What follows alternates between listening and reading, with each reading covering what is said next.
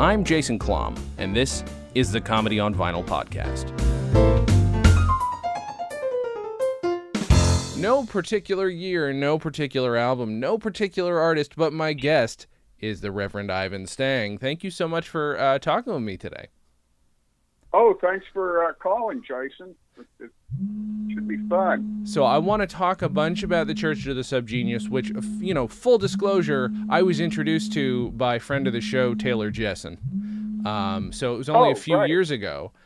And so I want to dig kind of deep on that, but I do want to talk about the comedy albums you grew up with, because fortunately you did grow up with a bunch, and I don't know if that had a specific influence on the formation of the church or anything else you've done, but let's dig into it. But my parents had not a ton of comedy records, but the ones they had, I heard over and over again. And of course they were a huge influence long before I was even dreaming of doing any kind of stand-up or funny radio or anything myself. Right. But it's like the Three Stooges and the Warner Brothers cartoons that I saw every day after school were also probably even bigger influences. Yeah, I would imagine.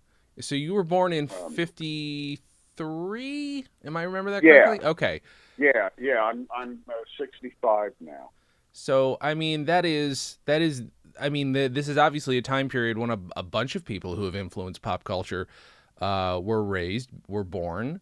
And there's I want to at some point get into this, but I'm realizing my idea of the 50s is inextricably linked with the perspective that folks of your generation have given the rest of the world. Like, I grew up with, let's say, Paul Rubin's idea of what the 50s were, or Matt Groening's idea of what the 50s were. I'm bringing them up, of course, though, because I know that they're fans of and at least somewhat associated with the Church of the Subgenius. So I'm wondering, who gave us this insane idea of the 50s first, or was it something that you guys all agreed was just the perspective of certain weirdos? Like, was this just what you all agreed the 50s was?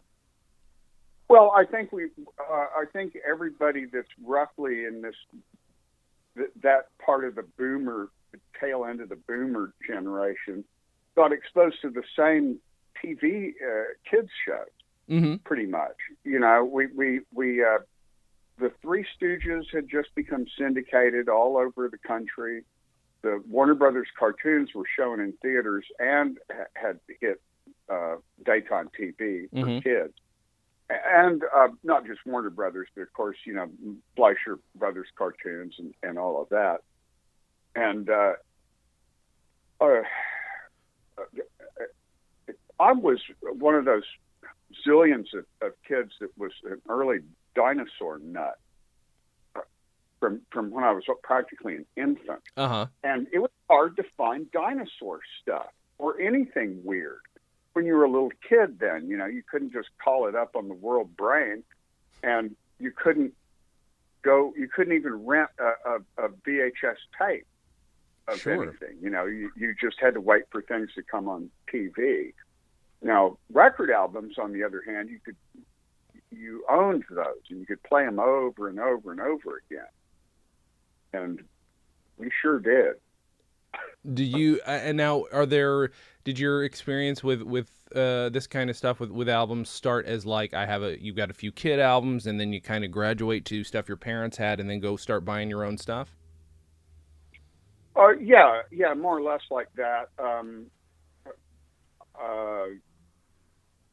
My parents had I think my dad actually had pretty interesting taste in that they had the Tom Lehrer albums. They had the two main ones, and they that was pretty hefty intellectual stuff for those days. Yeah.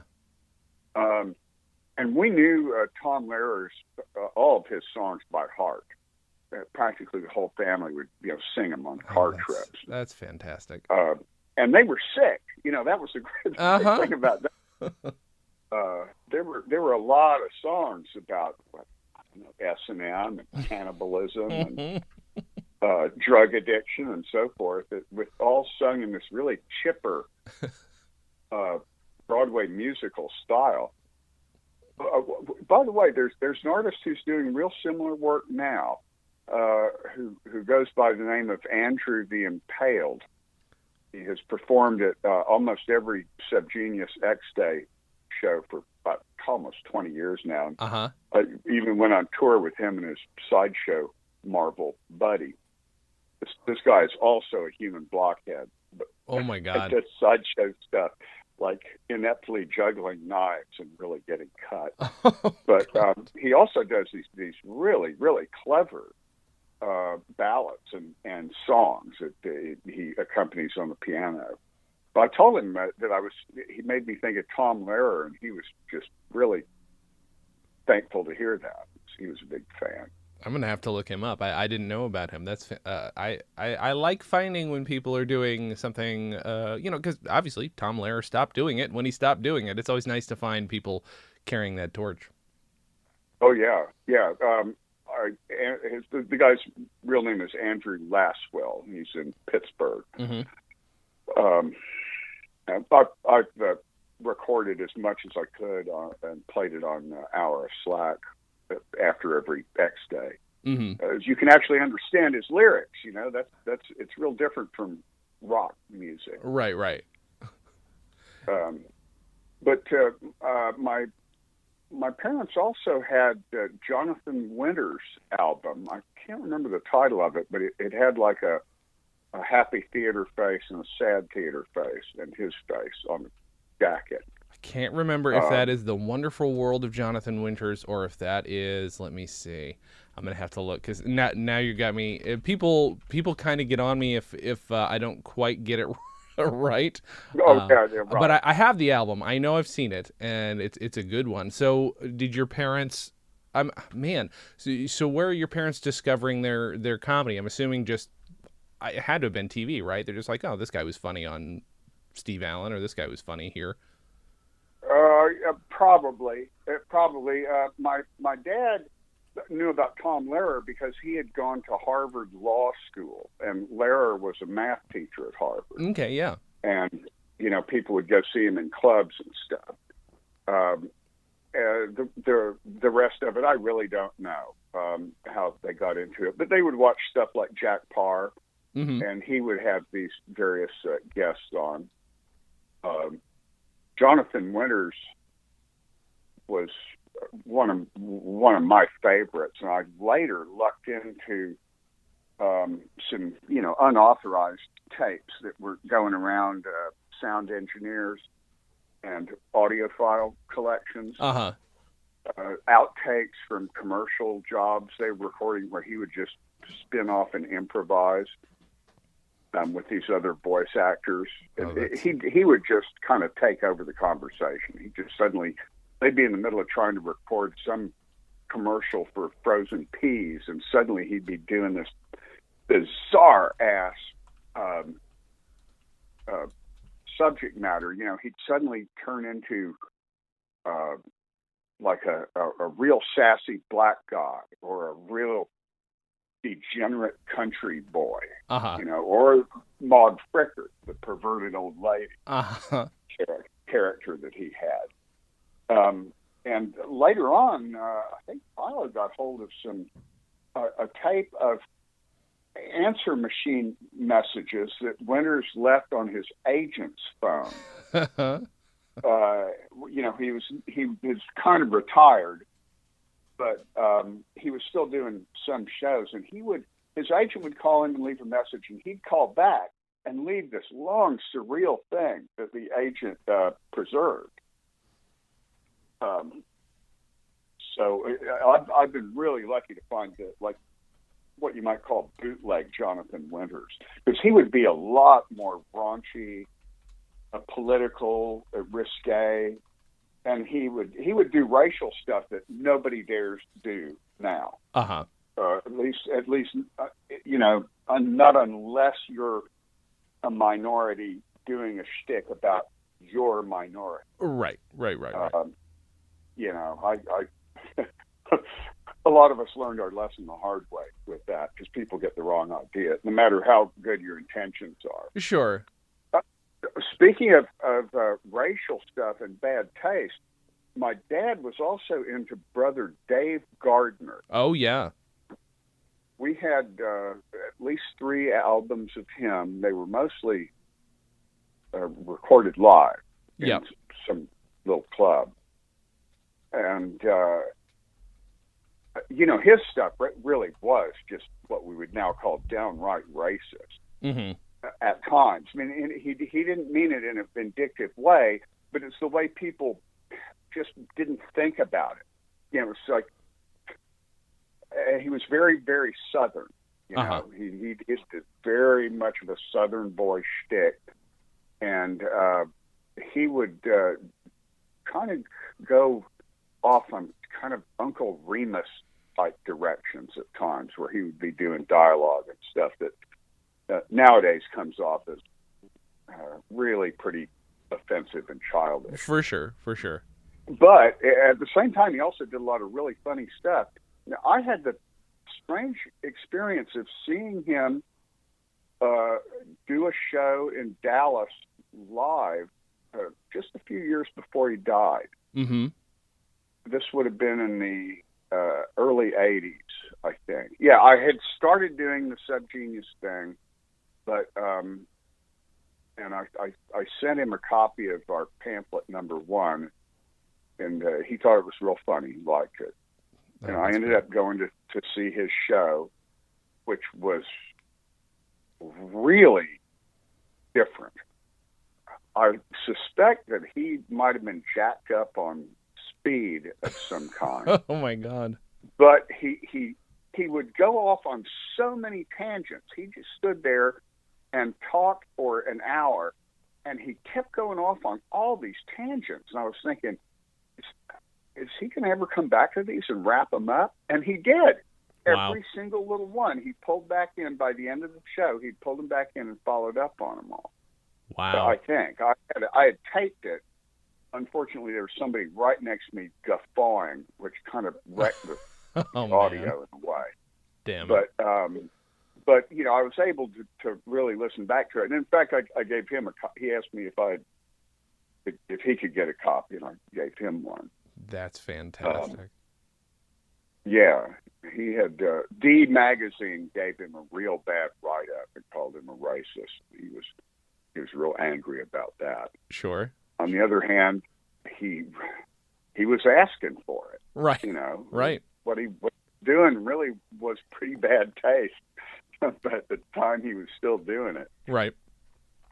I'm fascinated though that, because I can't peg, and I think that's kind of part of it, is that I would never necessarily peg somebody like a Brother Dave Gardner to understand what you were doing with the Church of the Subgenius. Do you think is there ever been a portion of your audience who's just so they're confused into laughter? Because I feel like that was me at first, when I'm like, what the fuck am I looking at? What am I reading? I am so perplexed that I find this fantastic. Well, we get that a lot. Yeah. I'm sure Brother Dave did too. Well, come to think of it, he did call himself Brother Dave, which is kind of like a preacher name almost. Yeah. And he did have kind of a Southern preacher approach. Mm-hmm. He'd have this kind of gospel and jazzy New Orleans type music at the beginning and end of his show, and did things a little bit kind of gospel style. And he would do sarcastic stuff about religion. Mm-hmm. Sort of carefully. Right.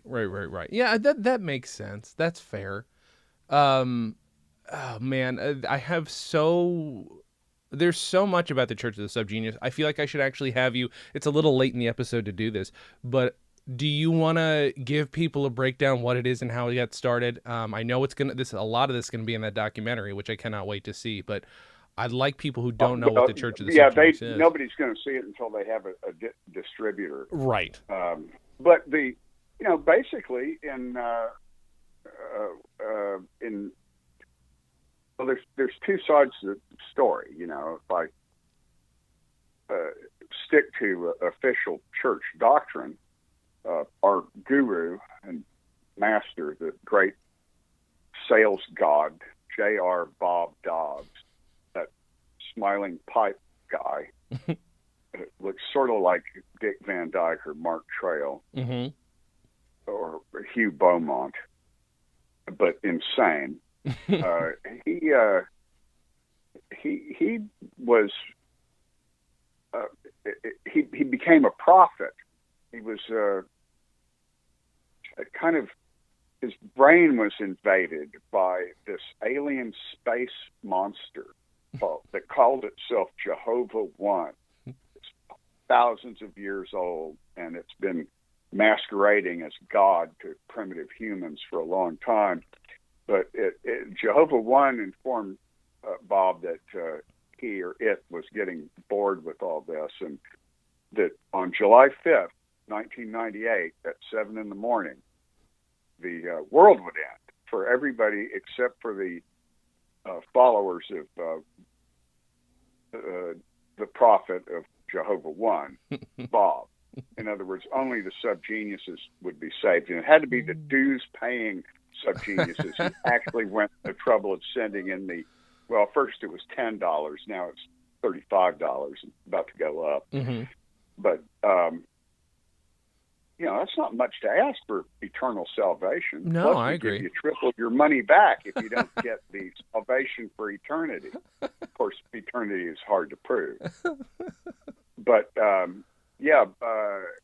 so Bob recruited various characters, eventually including Dr. Philo Drummond and me. Now, Philo and I were both living in Dallas, and we just met. We had a lot in common. And this was in the late 70s. We both collected kook pamphlets and extremist literature. Those little tribulation maps that Christians would hand you, and the little Jack Chick comic books. Sure. The Chick Comics things, and John Birch Society pamphlets, anything. And of course, we were into weird art and comics, like especially the Zap underground comics, Crumb and Gilbert Shelton and Robert Williams and all them, S. Clay Wilson, and we kept finding pictures of Bob in all these old magazines. It's like every other ad showed a guy with a pipe, grinning with that haircut, and usually in a hammock or fishing, and with some beautiful, dumb blonde looking wife with a lot of makeup on. Actually, it turned out that she was the one with the brains. Bob himself is, we're not sure if he even knows how to read, but he's lucky. The point of the subgenius thing is it doesn't matter how smart you are. How do you define smart? That's a dumb thing to think you understand. So, but we do know that Bob is damn lucky. And so we worship him, and we cranked out 3 books specifically about subgenius teachings and Bob's history and so forth, and a really elaborate crazy documentary video called Arise, which Night Flight used to show that, and they're back. They're back on the internet. You can see Arise illegally on YouTube anytime. People are constantly bootlegging it. Sure. And then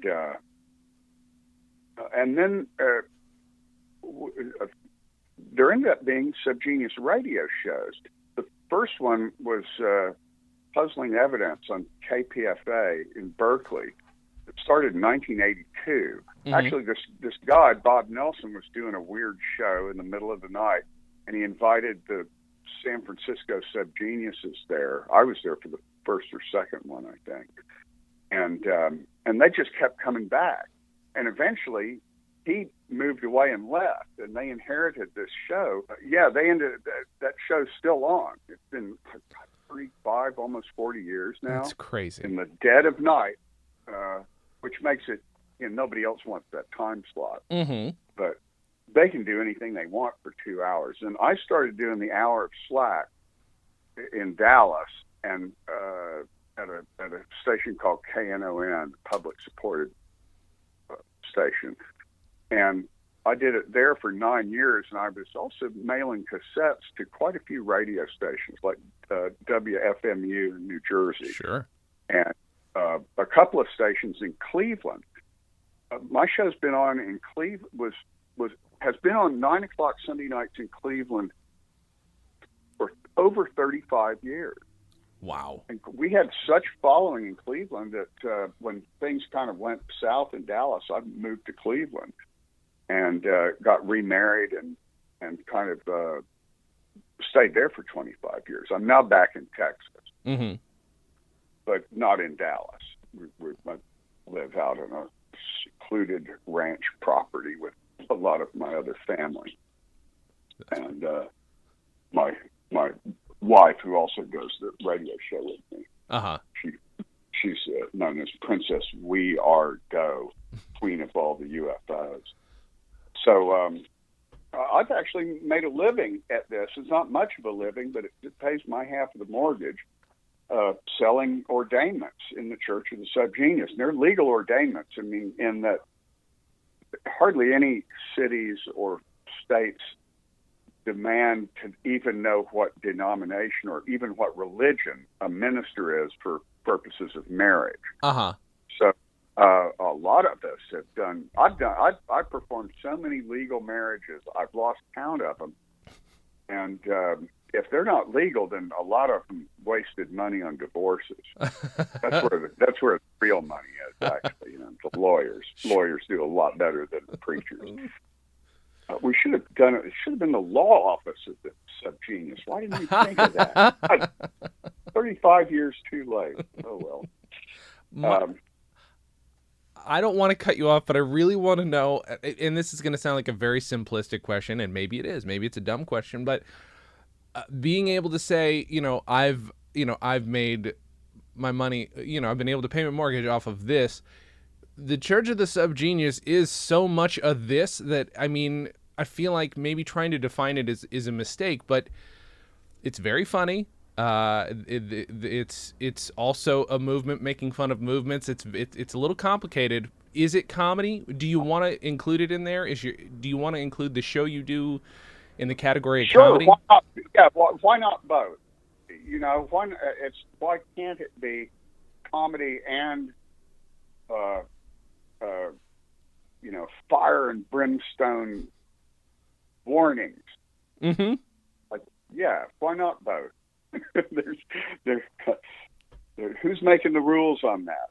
Exactly. Now, I agree. Where it gets complicated is that it has a tendency to actually turn into what it's making fun of. There's some people who get really cultish about it, and they take it. They understand that they're not supposed to take it seriously, right. Except they don't understand, and they do end up getting too wrapped up in it, to the point where they'll get very angry about somebody else who isn't being a proper subgenius. Now, of course, to me and Philo and the other old timers, that's just ridiculous. I mean, the first thing any of us did was come up with our own schism and start blaspheming Bob, just to prove that we could be free of his baleful influence. Not that we are, but we pretend to be. Of course. We pretend to be free and in bondage to him. I have no idea where we're really at. I just know that it's really been fun this whole time. I've gotten to the point where I've been doing this for almost 40 years, and I step out of character a lot more than I used to. Sure. Part because I'm sick and tired of people taking it too seriously. Of course, yeah. And recently, this nice film person, Sandy Boone in Austin, who used to be married to one of the early subgenius buddies of ours, but he died in 2001. She kind of came back to the project as a filmmaker and has finished this documentary about the church that really, she did a great job because on the one hand, it's really funny. Everything in it is true. But it also preaches the same message that we've been preaching, which is basically think for yourself. And pardon my French, the one rule of the church, the only law, fuck them if they can't take a joke.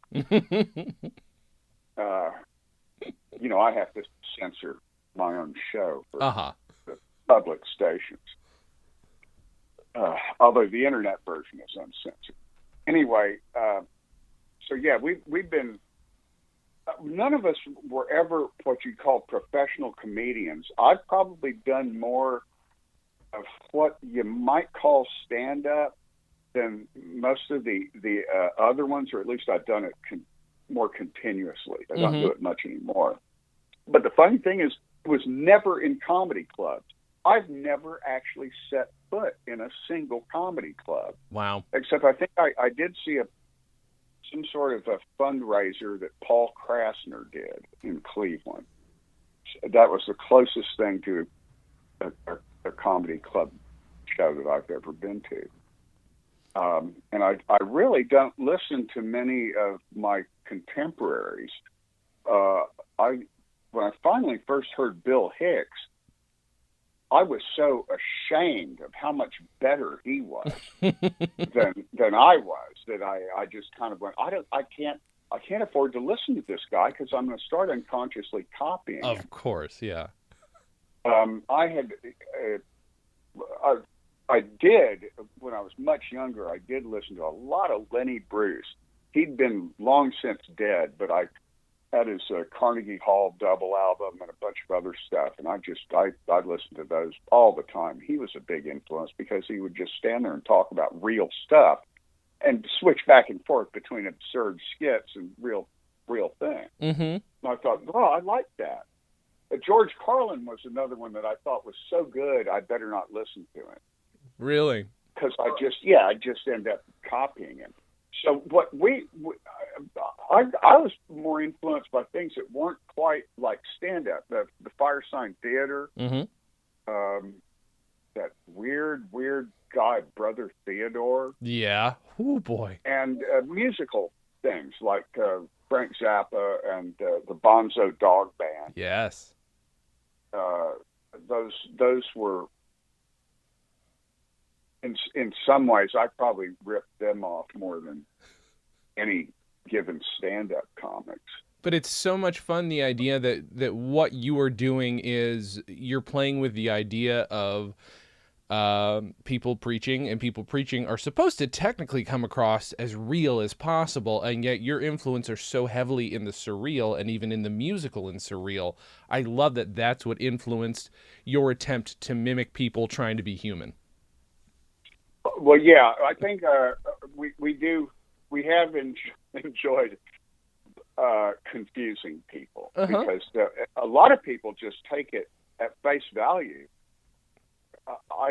It's hard for me to understand how anybody could look at our book or pamphlet and go, well, these guys are just crazy. They're sick. But he thinks this stuff is nuts. It's like, no, anybody who thinks we really think this stuff is nuts. Yeah. That's what we're making fun of.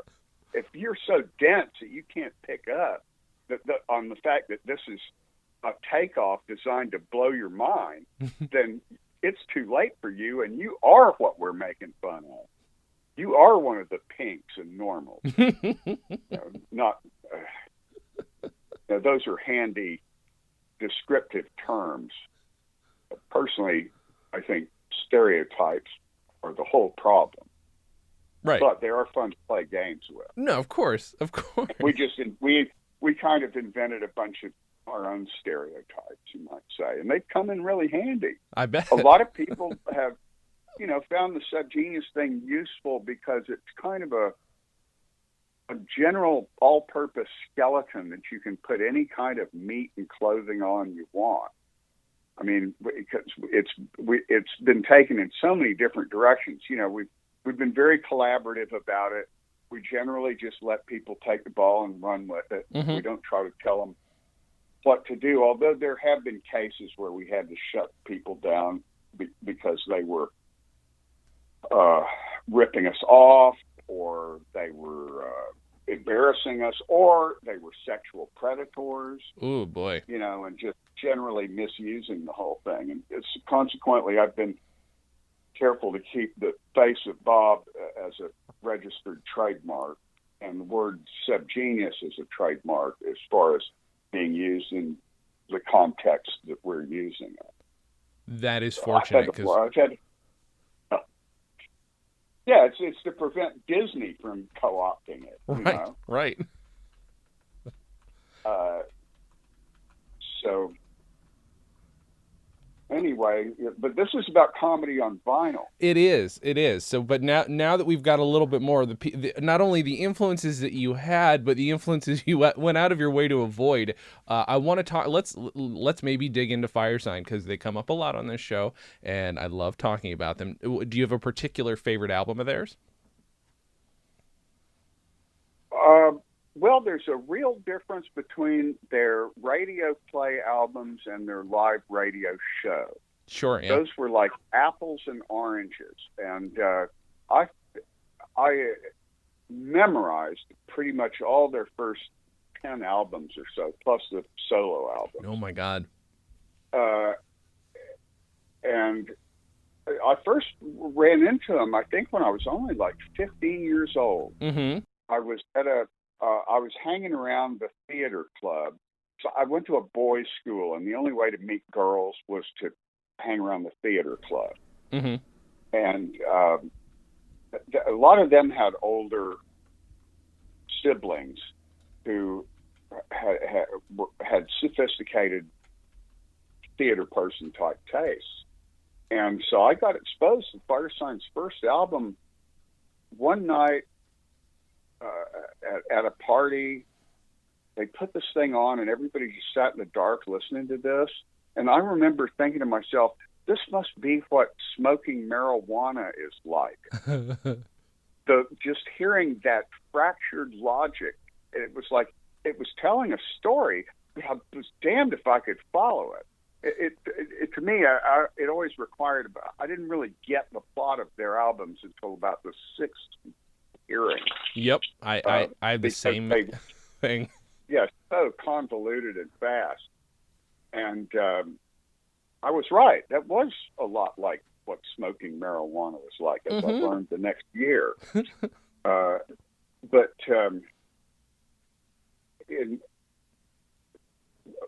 I actively looked for people. I wanted to do that. I wanted to be like them. It's like, God, this is the greatest art being done in this century. That was the way I looked at it. That and the underground comics.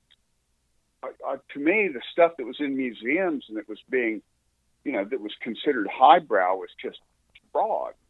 And this down-to-earth crazy stuff was much, much richer to me. Mm-hmm. So when I was in college, I made, which didn't last long. I was only in film school for a couple of years. Then I dropped out and started making movies. Uh-huh. But smarter than I was, I will say that. I never did get to be a for real director, but my son is. My son is in the Directors Guild, and he just finished his first feature. Awesome. That's wonderful. Called Solver, murder mystery. Mm-hmm. But anyway, I never was able to find scouting buddies or partners that would riff that way. I mean, sometimes we tried, but it was always kind of awkward. Mm-hmm. Now, I did have friends that would come up with ideas with me. I had writing collaborators, you might say. And I wrote and produced an underground movie called Let's Visit the World of the Future. Mm-hmm. It was obviously Firesign influence. I mean, it had it had bozos in it, only they were evil bozos. They actually were. It's horrifying to watch that movie now because so much of it has come true. And I thought the last part that would come true was the bozos, but look at the president. Right. Good God. It's worse than the worst satires we were coming up with 30 years ago. But where it finally started happening for me was when I met Philo Drummond. He and I just hit it off. He wasn't a showbiz guy like me. I mean, I had become a filmmaker at that point, and I was really trying to do animation and all kinds of things, creative stuff. And I would go to things like the Firesign Theater. There was a sort of conventions with the Papoon for President thing around 1976. There was a convention in Kansas City for Papoon, and David Ossman was at that. And that was the first time I ever met one of my heroes. Yeah. He was so friendly, and he and his wife, Tiny, put us everybody at ease. And he was so supportive. He loved my World of the Future movie. In fact, he insisted that we show the one print at the convention, although there's a rough part near the end that he says he can't watch. Bozo mating season. It was a little too real. But that kind of made me realize, wow, these gods that I've been worshiping, they're just nose-picking regular folks like everybody else. I also got to meet Ray Harryhausen. Wow. All right. One of my heroes. And he was a real friendly, sweet guy. And but when Philo, I started hanging out with Philo, and we'd just come up with goofy ideas. And we came up with the subgenius thing together, and I just went absolutely nuts with it. We both did. We couldn't stop coming up with ideas for it. It was like a mathematical formula of how to design a cult.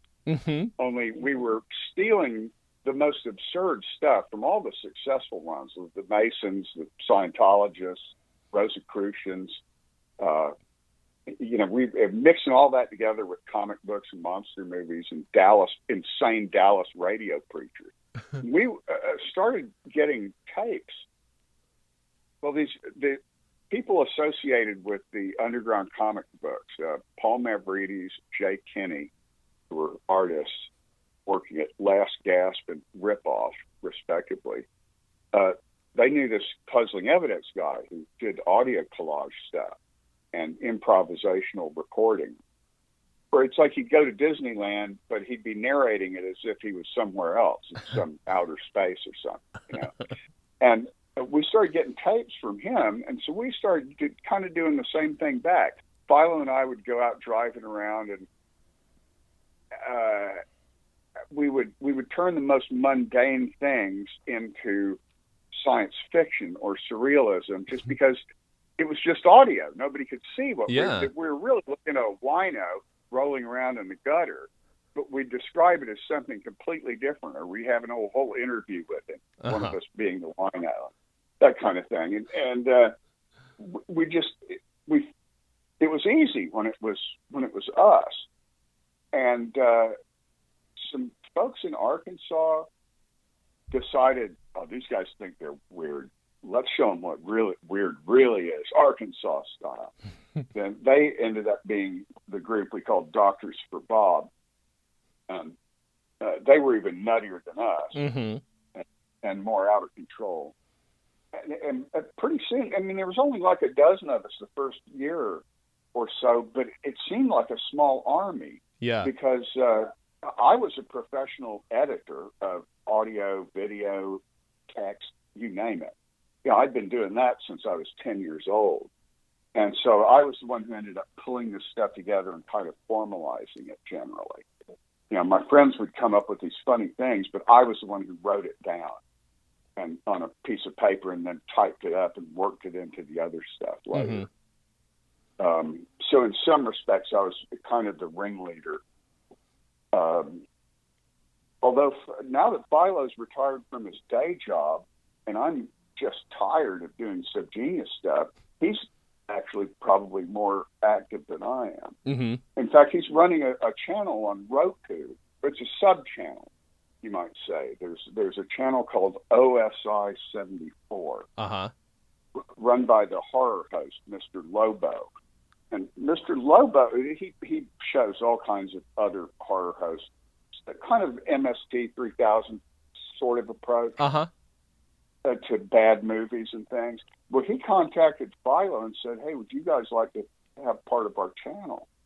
So suddenly there was like a place to put all of our old videos and things. That's great. Plus just weird things that we had collected. We had a lot of collector friends, you know, who were into spectacularly weird stuff, and especially collaging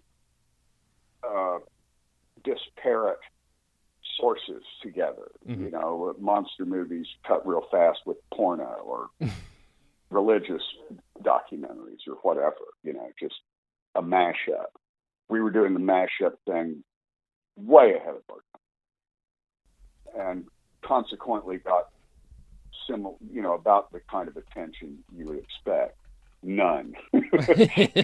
People just didn't get it, you know. Hardly anybody did, but the ones who did jumped in, you know. So it's always been this small, kind of secretive army. By definition, it can't be big time. That would wreck it. Sure. You know, the whole point of it is that it's for weirdos, and we're serious about that. Yeah. It really is for weirdos. And I tell you, I have met some of the most interesting, wonderful people and some of the scariest, creepiest people because of this thing.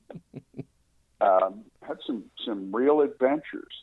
Do you think listening to any the fire sign stuff, as ironic as this might sound, gave you some kind of focus? Did it ever help, like, make you realize more of what you wanted to do, or was it the way I am? Yeah, okay. I sure as hell did. I wanted to be like them. You know, that was, to me, that would be the greatest thing in the whole world. That and them and the underground comic books people. Oh, and another group that I really admired, just by secondhand experience because of Tom Wolfe's book, The Electric Kool-Aid Acid Test. I really admired the Merry Pranksters. Sure. And Ken Kesey. And when I was 18, I wanted to be, you know, it's like I wanted to be accepted by the pranksters and the underground comic book artists and the Fire Sign Theater. By God, by the time I was 26 or 27, they considered me one of their buddies. It was like a dream come true. It wasn't making any money, right? But I was getting validation from everybody that I most admired. I couldn't. Our Crumb was sent a copy of our first pamphlet. I figured that guy would hate it like he hates everything. But he reprinted it in the first issue of Weirdo, which really was a huge boost for us. Of That's course. where a whole lot of people first saw it.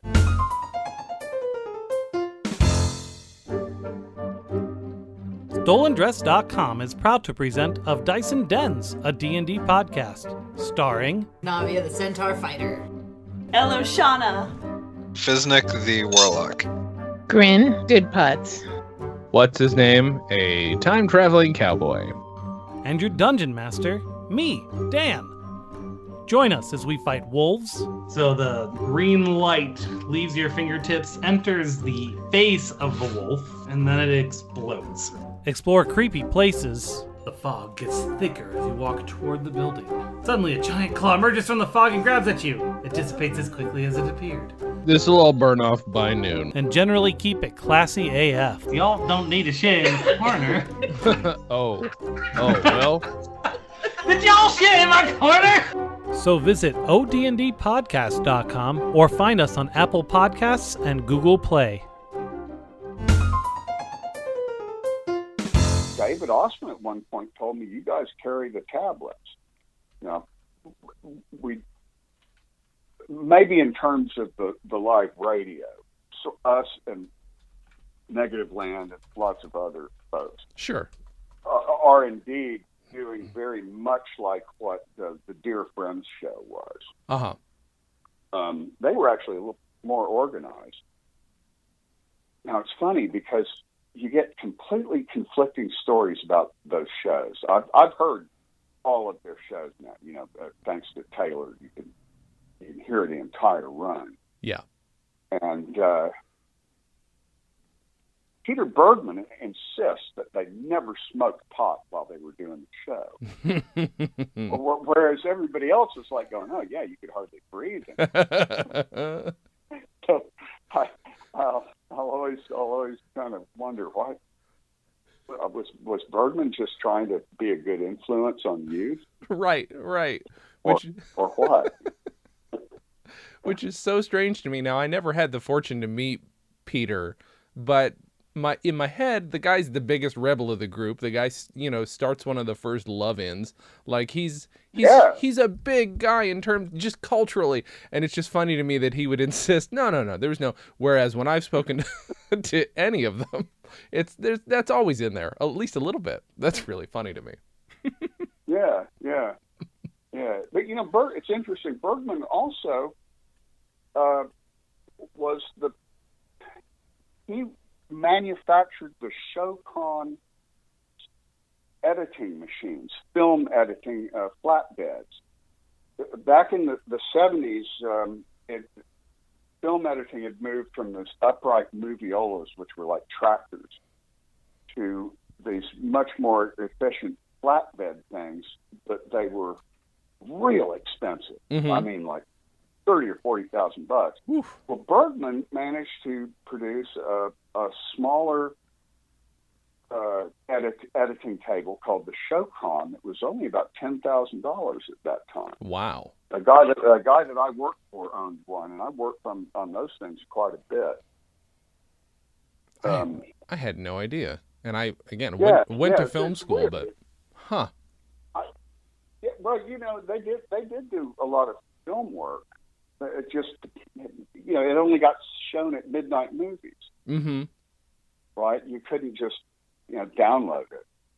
You couldn't even find it at Blockbuster. Right. You had to wait for it to show up at some college campus. There is this, there are, I think, obvious parallels between your stuff and between Firesign stuff that do not in any way reek of stealing. They reek of what everybody else is, which is heavy influence, and which is why, which is why I very much like your stuff, because it's like, oh, this feels like Firesign, but it's also its own thing. It's and I've told Phil Proctor this, it took me forever to kind of understand Firesign. I feel like the subgenius stuff is so open to and kind of welcomes interpretation, as long as you're not an actual insane person, that it's pretty friendly to most intellects, as long as you're an open mind and you're not a friggin' idiot. I'm curious though, are there other acts that it sounds like Firesign was huge, but are there other acts that you can think of that directly influenced at least your input into the church? Well,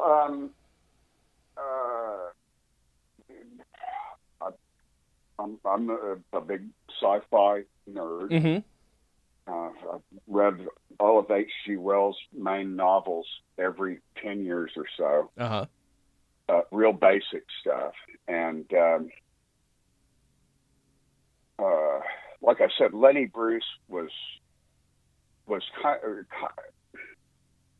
one of those things that kind of peeled open my head and made me realize, you can actually get real.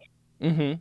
If you feather it and cushion it with raunchy humor or whatever, mm-hmm. You can actually manage to get some pretty powerful things out there.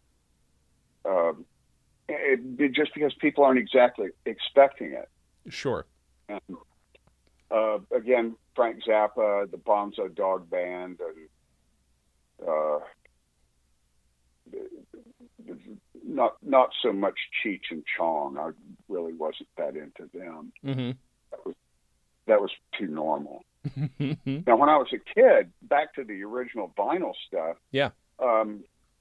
My dad also had, I think, one of Bill Cosby's early albums, and I remember the title of that one was "Why Is There Air?" Yeah. Which I thought was, I was like 8, 9 years old. And I thought that was a pretty intriguing title. Of course it was. And of course, it was mostly about being a kid. Yeah. Before he turned into an ego monster, he was really good with that childhood stuff. Mm-hmm. And those were really fun. My parents also had a couple of Rusty Warren albums. Yep. Were, I guess, supposed to be sexy and adult. Mm-hmm. And I didn't understand anything in those. Of course not. That was a complete mystery to me. I could not. Of course, now when I listen to it, one of our radio personalities, Reverend Susie the Floozy, is kind of like an extension of that sort of thing. Mm-hmm. The hooker with a heart of gold. Of course, that's strictly an act. Sure. But like me, she didn't step out of character for a long time. And her character requires a lot more makeup and hair dye. But she's not doing it. None of us are working as hard as we used to at it. Sure. That's for sure. I mean, I'm the only one who's ever really depended on it for a living. And I intend to keep selling these membership packs till I croak. But it's kind of like being the guy that sells ant farms or the sea monkeys. Sooner or later, everybody gets one. Right. Well, at least the big difference between you and the sea monkeys guy is you're not a white supremacist. I don't know if you knew that or not. I didn't know. I didn't know that. He's got a long, dark story that most people don't realize. It's just funny to bring it up. I'm sorry to hear that. Yeah, I know, right? Well, hey, but sea monkeys are fun. Actually, they're terribly disappointing. I know. Nothing but shrimp. They might as well buy mosquito larvae. They just twitch. That's all they do. Float around and twitch. And they don't even wear clothes or have families like on the box. Oh well. I mean, they're still out there. The ant farms are still out there. They are a nice metaphor for for religion anyway. I mean, you're selling the same amount of salvation as they are monkeys, so it's okay. Oh yeah. Although I would gladly spend $35 on a fake religion that knows it's fake. That's kind of fun. That's worth it. People got to understand $35. That's not much, and you actually get a pretty sizable package. You know what? Let's talk about that because it's about time to promote yourself anyway. In the episode. Yeah, that's right. This isn't a college radio station, right? Exactly right. Go for it. Here's what you do, friends. You check out subgenius.com. All you have to remember is that subgenius does not have an O in it. Dot and com do, but anyway, subgenius.com, and right up front it says become an ordained minister, and that and the book of the Subgenius are the two best things we sell. We've also got little pins and bumper stickers and all t-shirts, all that kind of stuff, but the book of the Subgenius is still in print and it holds up beautifully. Even though it's very clearly a product of the 80s. Something about it seems to still ring the bell for some folks. And the membership package is, if you decide to follow up with it and check out the various internet forums or even go to the X-Day gatherings in Ohio every year, it can open up a whole interesting new world of friendships and maybe even love affairs. It's funny how it's turned into a social thing. Mm-hmm. That wasn't something we really expected. I mean, Philo and I didn't really expect that we'd have to get up at 7:00 on July 5th, 1998. much less every subsequent July, since obviously we don't really know what year it is yet. 1998 hasn't happened yet. So I'm still out there at that campground, the clothing optional campground that specializes in pagan festivals and music festivals, although most of us option to keep our clothing on, except during the baptism. We had some pretty crowded baptisms in the swimming pool back before everybody had cell phones. The ladies don't take their clothes off anymore at these events because of the internet. Starting about the year 2000, their grandparents started getting online. Mm-hmm. And they started keeping their tops on. That's fair. I had been invited in 1990. I was invited to a big neo-pagan festival called Starwood. Now, I was very suspicious of their motives for bringing me there because I'd been making fun of that new age woo-woo alternative health crap for decades. But it turned out half of them, they loved to be made fun of. They thought it was all pretty funny too. The important thing I learned is that they knew how to throw a hell of a party, and it was kind of like the late 60s all over again. Mm-hmm. I was shocked to see that people were still doing that. And long story short, I ended up going back to Starwood to speak pretty much every year since 1990. Wow. By 1999, I was married to one of the main people there who, just the way things turned out, she's now one of the two main directors at the festival. Uh-huh. It's not as big as it used to be, but I'm married to this New Age festival. And our X-Day thing is like the first week in July at this campground. It's not very big. I mean, never more than about 100 people in it. But Starwood's more like 1,000 people, and then that happens the following week. And that's turned into quite a community of weirdos. Some of them are sincere Druids and Wiccans, but that doesn't keep them from being Firesign Theater fans and Lovecraft fans. Right, either. right. So we actually have a whole lot in common, and I must say there's been a lot of matings between it's usually subgenius boys and pagan girls, but sometimes it's the other way around. Mm-hmm. Subgenius girls and pagan boys. Opposites attract or something. Sure. And they all know, and they, for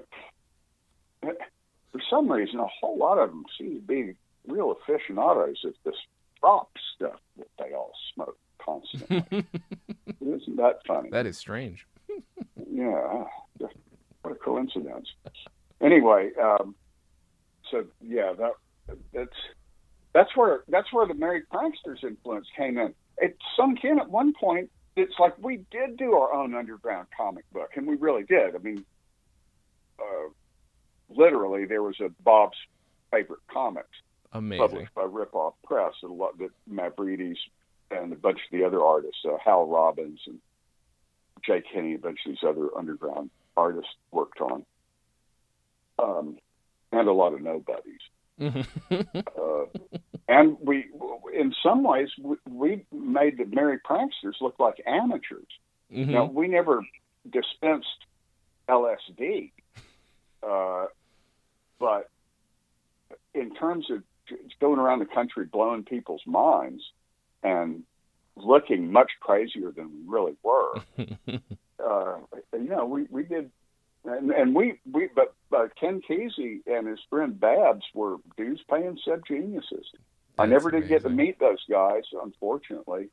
So I was basically too poor most of the time. Sure. To just up and travel. Right. But we had always meant to get together. And I just learned that Kesey's son, Zane, has been selling unauthorized subgenius stuff in the form of blotter acid paper with Dobbs heads printed on it. He also sells blotter paper with with other designs, Grateful Dead and stuff like that. Sure. It doesn't have LSD on it. It's just the blotter paper. It's just a nostalgia thing. But I thought about it for a second. I went, oh, well, if it's Zane Kesey, I'm not mad. Right. I owe them. They don't owe me. I owe them in a way. So it's a small world when you get into the refined weirdo sector. Well, I mean, it's you started a weird subculture at a time when that was possible. I mean, it's the kind of the equivalent of it's in the same camp as when people were sharing cassette tapes and people were doing this and doing just spreading things that you couldn't get because the internet didn't exist. You guys were kind of all waiting for the internet to exist, so you made it happen by just pushing your ideas out into the world, and that is so wholly to be admired, especially when there's such a huge comedic element to it. Because I don't know. Well, the U.S. postal system was our internet. Yeah. So it's kind of a slow motion internet, and we spent a lot on postage, but it was actual physical objects that were being sent back and forth. Consequently, up until the internet, that meant you ended up storing all these videotapes and giant LP records and reel-to-reel tapes. In fact, when I moved to this house in Texas, I had to spend a lot of money getting a shed built to hold all the stuff that had been in my Cleveland basement and attic. Oh my God. They don't have basements and attics here. So now I have an archival shed that's climate controlled and insulated and pretty safe, and it's got all the ancient stuff. That's amazing. It doesn't fit onto 3 hard drives. Right. Everything since about 2000 or so is digital for the most part. Although my son makes fun of me because I still use CDs and DVDs. He said, "Dad, I think you're the only guy I know that still uses optical media." And it took me a while to figure out what he meant by that. He meant CDs and data DVDs, I was like, oh, that's right. Everybody just streams. Everything's on drives now. Or the damn cloud, which I don't trust 2 seconds. I really don't either myself. Maybe I'm older than I think I am, but yeah, I don't.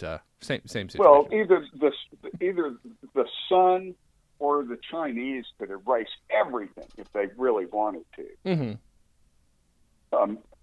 And I was speculating about that. I had just been reading about solar flares of the past, that if it happened now, it probably would shut down the whole internet, cause terrible destruction in a way. And I thought, wow, 25 years after that, the entire population of the U.S. will be nothing but bikers and Amish. And then 25 years after that, it'll just be Amish bikers. Because everybody else would just, collapse. No, oh, my God, Facebook. I just can't get on Facebook. I'm going to kill myself. I run out in the street and get hit by a car because they weren't looking at their cell phone for the first time or something. I want to make sure people, so you already mentioned this, but people should go to subgenius.com because that's where everything is, including links to your Facebook pages. You've got all the radio shows are archived. Perfect. And like I say, you can buy the book of the Subgenius. It's $20. It's been in print since 1983. Wow. I wish the other 2 were. I'm going to have to try to reprint those myself, print on demand. Another thing that happened that allowed us to kind of do the internet before the internet came along was instant printing. There was a little, and photocopying. There was actually a time when you couldn't just go and spend 10 cents and get a photocopy of something. Right. In fact, everybody called it a Xerox. they use the company term. Mm-hmm. But when Philo and I realized that we could get printing done pretty cheaply, that was when we decided to do a pamphlet that would blow people's minds. And our original concept was just to leave it places or drop lift it. Like we'd go into a record store or bookstore and we'd just put some on a shelf so that somebody would find it there and go to pay for it. And the person that ran the store would be going, where the hell did this come from? And we enjoyed doing that, but it wasn't economically feasible. My wife was so mad that I spent $60 printing that first pamphlet that she insisted that we send it to publishers as a query or a sample for a book. Wow. And I sent it to 150 publishers, everybody in Writer's Digest. You'd only have to send it to about 5 now, if that's all there are left. Right. But and they wouldn't give it the time of day.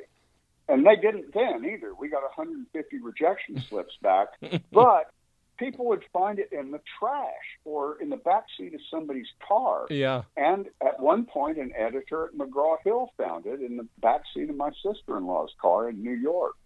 And went, what the hell is this? This could be a book. And sure enough, after a year or so, it was. So people can get that book, and our membership pack is really, it's like you get the 2 main subgenius pamphlets, which each take about a week to read. Mm-hmm. And if you're my age, you may need a magnifying glass.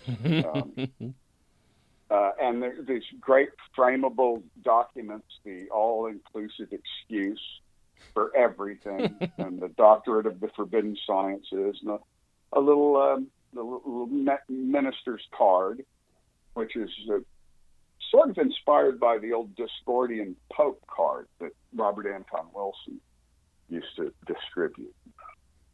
I should mention the Discordians and Robert Wilson and Robert Shea. They did that book Illuminatus, which popularized the Discordian thing. The Discordians were just this beatnik fake religion that was clever. I never actually saw their stuff. I just read Illuminatus, and I thought that Shea and Wilson had made it up. But they were just kind of riffing on it a little bit. Okay. And that was very much an inspiration. We've been accused of ripping them off. But like I say, I never actually saw the Principia Discordia until we'd already had the pamphlet out for a while. And when I saw it, I was mortified. It's like, oh no, people are going to think we ripped them off. It was like when Devo's first album came out, and there was this Bob-looking guy, actually Chichi Rodriguez, I think. But, right. But yeah, that was one of those things where, God damn it, they're going to think we're ripping off Devo. No. And David Byrne did that movie True Stories, has a song called Puzzling Evidence that is actually based on Subgenius.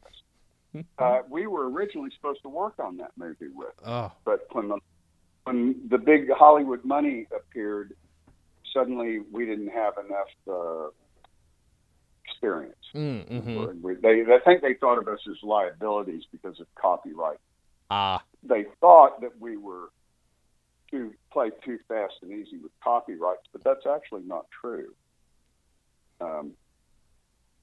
Certainly not anymore. A lot of the stuff that looks like clip art in our later books is drawn for the book by people that can draw that way. That's fantastic. Yeah, especially Mavrides and Hal Robbins. That's an extra level of something that you would not understand unless you knew that. And I mean, honestly, I was looking through the book, and because I am currently borrowing again, friend of the show Taylor Jessen's copy, and that's I'm like, well, okay, I want to know where they got this, where they got that, and I love that a lot of this is actually drawn specifically for it. That makes me. Well, the first book really does use a lot of truly what you could call clip art.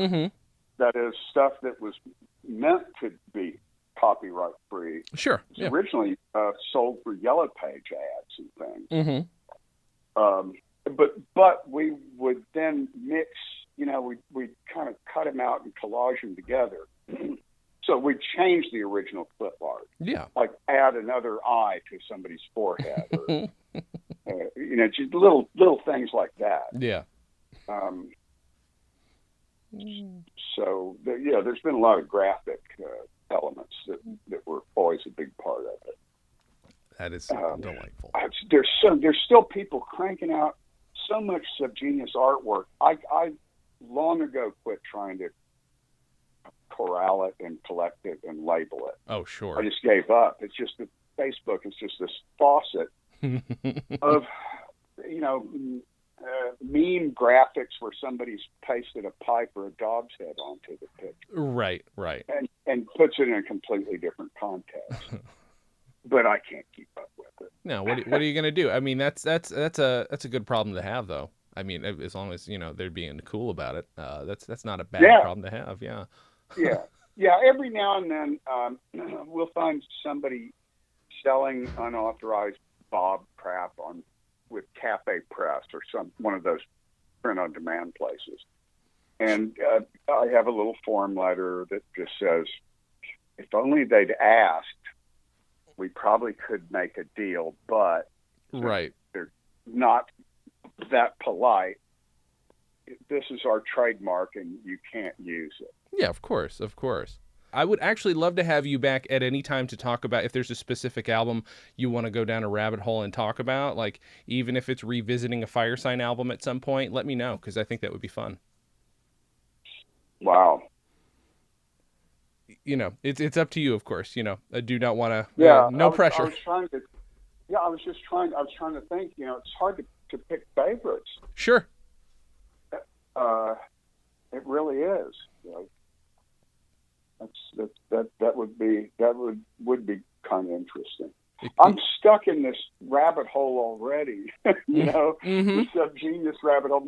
I've had various friends try to get me to join the Masons, and it's like, guys, I can't. I already have to memorize a whole bunch of other gobbledygook, mystic bullshit references. I just don't have time for another one. Right. They do have some pretty cool pins and stuff. My dad was very involved in the Masons, and I inherited all kinds of very cool belt buckles and hats and badges and things. Yeah, we don't have nearly as many badges and pins as the Masons do, but we do have some. Well, I very, very much appreciate you talking to me about this, because the history of it is something I've been interested in, because it's just like when you see something's words and iconography, and even if you see a rise, like it is its own thing. But to me, I like knowing the history behind it as well, because it adds a layer to it. So I appreciate you dropping the veil for a bit on it, because it's fascinating to me. Well, the documentary by Sandy Boone, the full title of it is J.R. Bob Dobbs and the Church of the Subgenius. Mm-hmm. Pretty long title. It is real slick. They did a fabulous job with it. I mean, I thought maybe I was biased, but I've seen it screened 4 times at various film festivals now, and everybody loves it. That's great. People who just brand new to it enjoy it. My grandkids enjoyed it. They had to ask me if the shootings were real. I said, no, those are actors. That's fake. And they said, well, what about the rest of it? Is any of it real? Do you really do shows? Well, yeah. Well, we did. We'll do them again someday.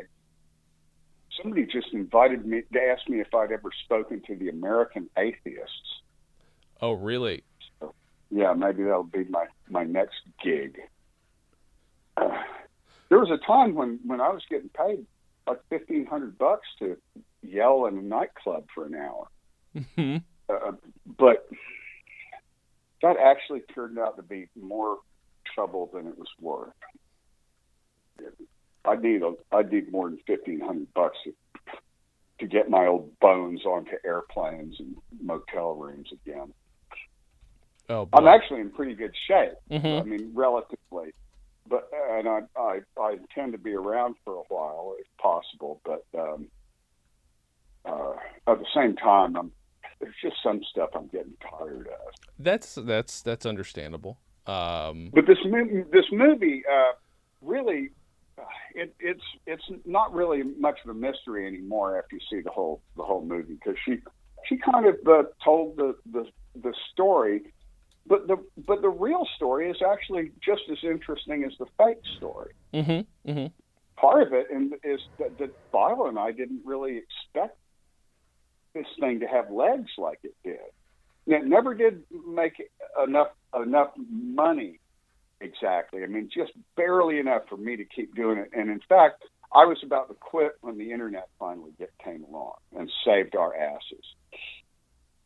It very, very much saved us from just folding.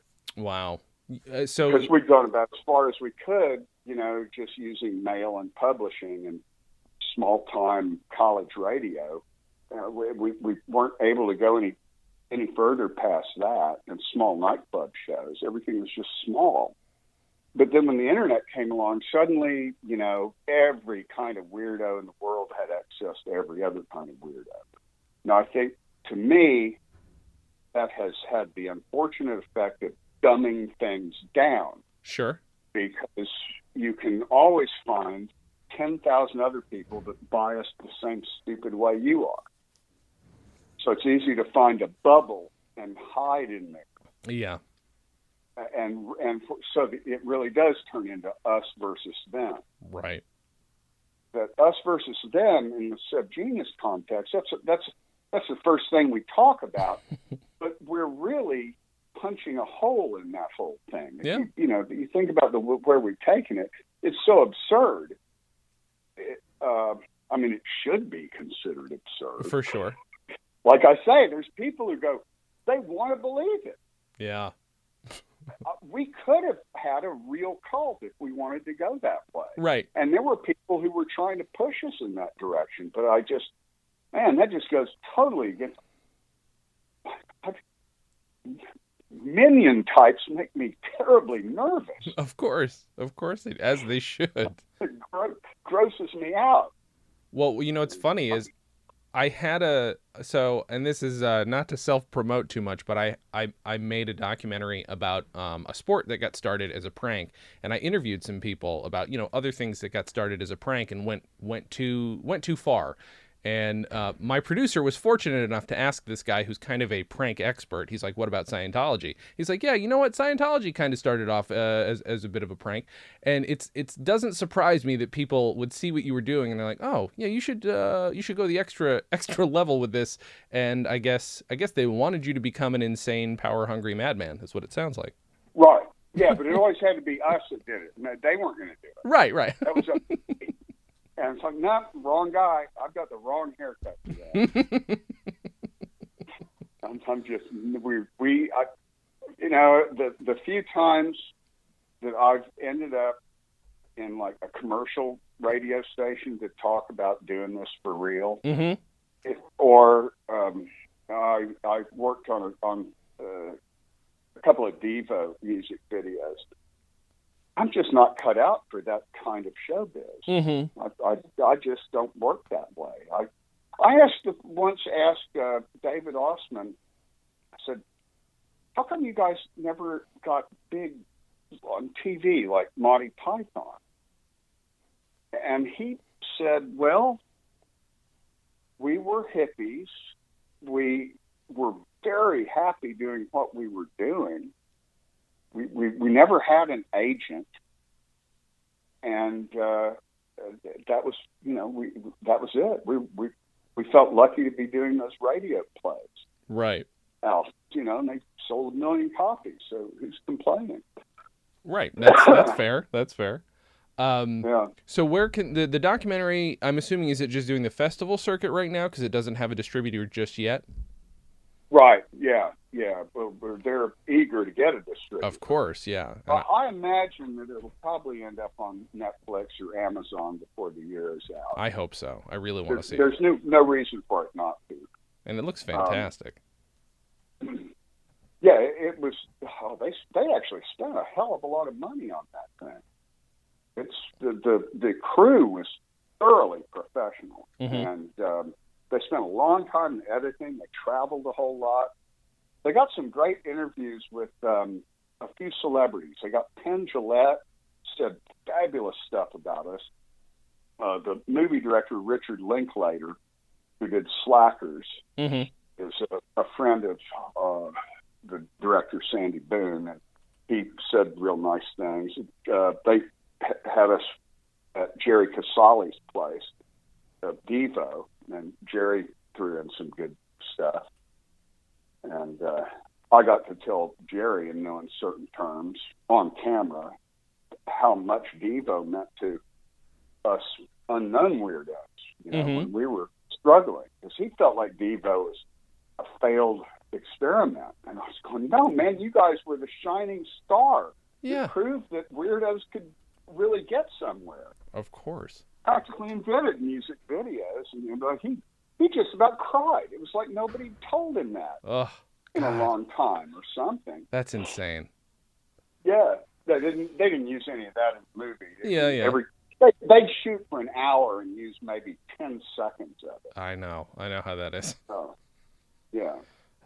It's such a pain too when you have to make those decisions. But that sounds like a moment I would love to have seen. Oh man, it what's crazy to me though is that you've got one person who's heavily influenced, just tons of people doesn't realize it. You've got another person who's influenced tons of people in the same way. I feel like maybe you get more feedback. Maybe you get more regular kind of present feedback from people. I could be wrong. Maybe that success. Well, I think so. I mean, we're not rock stars, and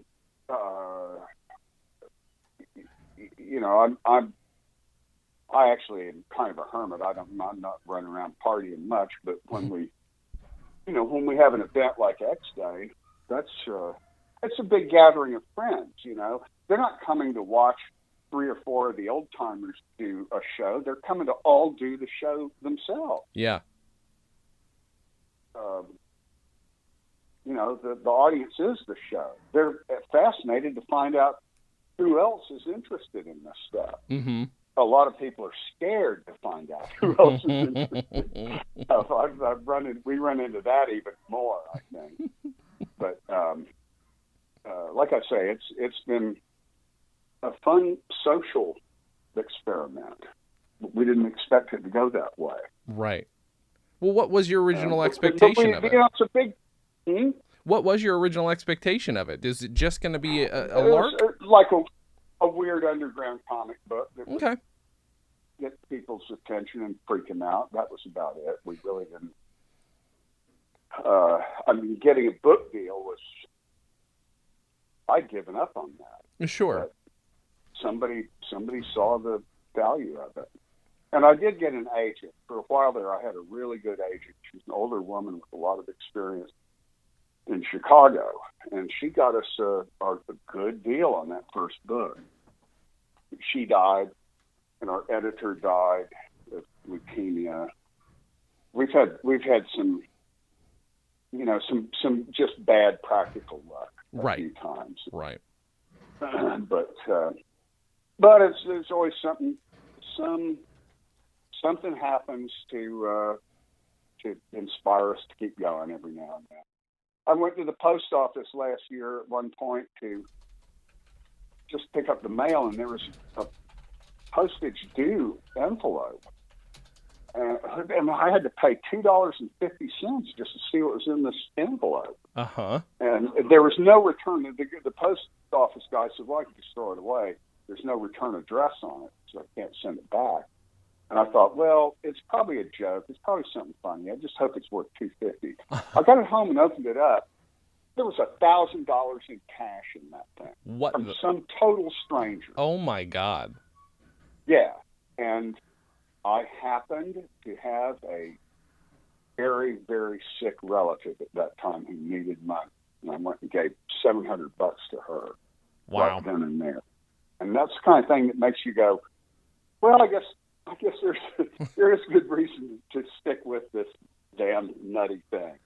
It's nice that it means that much to people, and it's nice that somebody who's giving you money anonymously is somebody who gets it. They're not a crazy person. That's wow, that's remarkable. Yeah, it was completely anonymous. I did find an address inside. It was somebody I don't know the real name or anything about it. I sent him a real nice thank you package. Sure, of course. But I never heard back from him again after that. Huh. Wow. I don't know. I love that. I love that this documentary exists because people need to know more about, a subculture is a subculture. That's what's going to happen. Some people are going to know about it. Some people aren't. But it's nice for you. It's nice to know that this exists because it is a thing that clearly makes people happy, and that's always fun to talk about. I mean, it's the same as talking all about of the reviews. We've seen probably 15 or 20 reviews now, all from the film festivals, and they were all positive, except the one in Variety was kind of pompous. Uh-huh. Like, it's so 80s. Geez, sorry, we make fun of 80s stuff in the 80s. What the hell? That's I mean, the documentaries talk about stuff in the past. What the fuck are they thinking? Like, of course it's gonna... Wow. Well, there was somebody who had an agenda to begin with. I'm sure fun. Didn't even watch most of the movies. Yeah. We run into those. Wow. But mostly it's been really, really positive. Good. Well, I cannot wait to see it. I really appreciate you taking the time to talk to me. And obviously, like I said, you are welcome back anytime. I will tell the audience, please, go to subgenius.com. And just check out everything that's there and follow them on Facebook and stuff. Is there a Twitter for any of the stuff or for you? There is a Church of the Subgenius Twitter. Mm-hmm. It's run by this kid. Mm-hmm. I never look at it. I can't vouch for it. Okay. The only thing that I really control is my radio show. Right. We monitor, we have friends who can help moderate the Facebook pages, because otherwise, people post stupid crap to get you shut down. Sure. So we do monitor those things, but you can't say any of it's really controlled. Mm-hmm. So that makes it easier. And I want to, again, thank you for doing this show, and thank you guys for listening. And as always, have a good thing.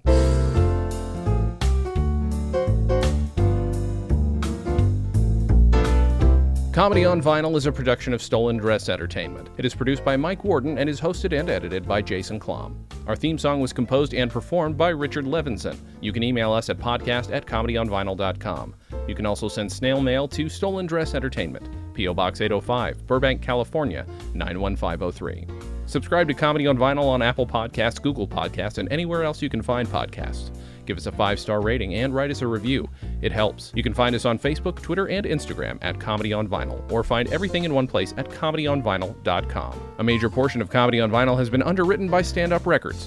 Please visit standuprecords.com for all your comedy needs, and tune in to the new Stand Up Records channel available on the Roku, where you can also find select episodes of this podcast. This episode is also underwritten by $300 Data Recovery. Visit $300datarecovery.com to get a quote on their highly recommended data recovery services. Visit StolenDress.com to listen to our other podcasts, watch videos, and imbibe freely of our multimedia content going back 15 plus years.